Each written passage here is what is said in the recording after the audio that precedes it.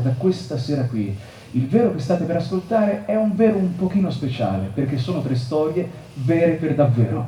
3 storie pensate, raccolte con un piccolo registratore sui campi di battaglia, dalla bocca stessa dei sopravvissuti.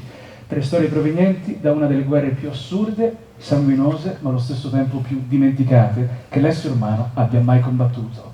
Marco Cortesi e Mara Moschini hanno scritto di voi che siete quelli che raccontano storie capaci di mettere i brividi. È vero, è diciamo così, un giudizio che forse non meritiamo fino in fondo. L'unica cosa che davvero facciamo è andare in cerca di storie vere. Questo è quello che facciamo ormai da 10 anni, quindi sono sempre storie che si basano su esperienze reali di persone che si sono trovate in alcune delle pagine più importanti, inquietanti, difficili, ma anche belle della storia del XX secolo. Ed è per questo che chi li ascolta sicuramente ha un trasporto emotivo non indifferente. Nella nostra carriera abbiamo raccontato storie differenti, 2 spettacoli riguardano un po' la storia della Bosnia e Erzegovina, quindi la guerra dell'ex Jugoslavia, l'assedio di Sarajevo. Queste sono storie decisamente forti. Poi ci siamo dedicati a un'altra pagina conosciuta ma semisconosciuta ai più, cioè il genocidio in Ruanda. Come vedi sono sempre storie molto al cardiopalma, quasi una sorta di teatro che diventa action. Molti dicono è come vedere la sceneggiatura di un film e forse dal di qui questo è proprio l'elemento che si connette anche alla nostra precedente esperienza in televisione. Noi veniamo un po' anche dal mondo della televisione, quindi dalla narrazione video, che è una narrazione più veloce, più immediata e più fiction alcune volte, ecco. Nella scelta si parla di storie di coraggio e di scelte. È incredibile come questo spettacolo, che compie ormai 10 anni, sia un po' intramontabile. A un certo punto della nostra carriera artistica abbiamo anche deciso di metterlo un po' da parte per seguire altri progetti, ma non è stato possibile perché la gente lo richiede sempre. E parla di storie, di persone che hanno scelto di mettere a repentaglio la propria vita per salvare la vita di qualcun altro quando non erano tenuti a farlo. E oggi ci insegnano che veramente possiamo fare qualcosa di diverso, che abbiamo la responsabilità di agire in un determinato modo ed è possibile.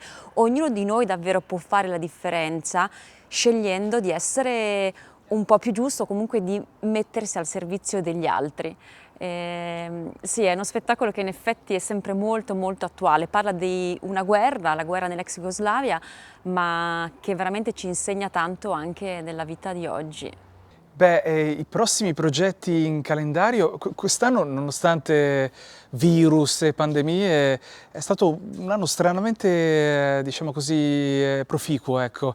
Nascerà poco, tra poco partiremo con una troupe davvero minimale per un programma televisivo, per una rete nazionale in cui andremo in giro per l'Italia a raccontare storie, a raccogliere storie di chi si sta impegnando soprattutto per l'ambiente, l'economia circolare e la solidarietà.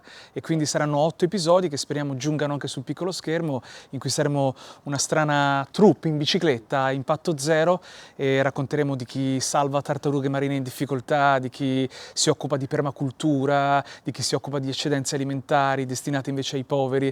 E poi invece a dicembre saremo di nuovo su un set, questa volta in questo bellissimo teatro a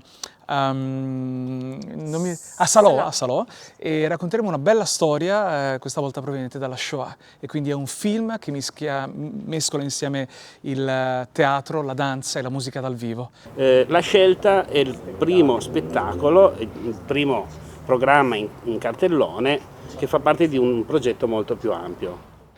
Sì, la scelta è, soprattutto questa serata, è la prima serata di un progetto che avrà la durata di 12 mesi e dal titolo Un cimitero da vivere, e fa parte di un progetto di finanziamento di un bando europeo che abbiamo vinto lo scorso maggio, e il bando si chiama European Solidarity Corps, e il progetto ha un po' l'obiettivo di cercare di rilanciare quello che è il vecchio cimitero di Montebelluna, uno spazio per lo più abbandonato o comunque non più in uso, e che noi vorremmo attraverso degli eventi culturali riportare alla restituire alla cittadinanza montebellunese e non solo. Resta fino, ci penso io. Dove diavolo stai? Ehi, no gun, Non ce l'abbiamo la pistola, ok? Ok.